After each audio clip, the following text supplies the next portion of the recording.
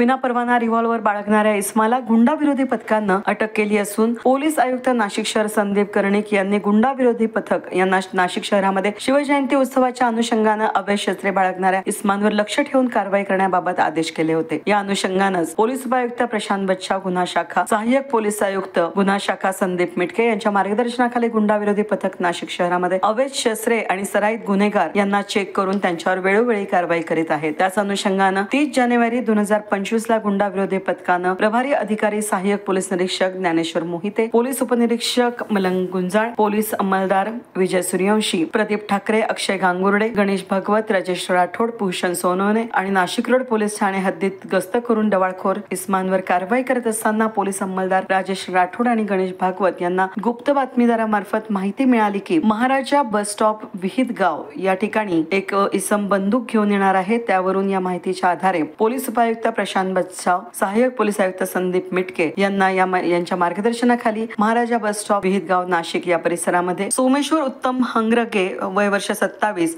हा स्वागत बिल्डिंग महाराजा bus stop विहित गाव या लॅम्ब रोड या ठिकाणी राहणार असून पोलिसांनी त्याची चाहूल लागताच त्याचं स्वागत बिल्डिंग कडे तो पळत सुटला आणि त्या पथकानं त्याचा पाठलाग करून शिताफीनं त्याला ताब्यात घेतलं। त्याच्याकडून एक रिव्हॉल्वर, एक काडतूस असा एकूण 30,000 रुपये किमतीचा मुद्देमाल आढळून आला असून एक काडतूस हस्तगत करण्यात आला आहे। या इस्मावर भारतीय हत्यार कायद्याप्रमाणे पोलीस आयुक्त यांच्या विनापरवाना अग्निशस्त्र बाळगण्याची मनाई आदेशाचे उल्लंघन करण्याविरुद्ध उपनगर पोलीस ठाण्यात ताब्यात देऊन गुन्हा नोंदवण्यात आला आहे।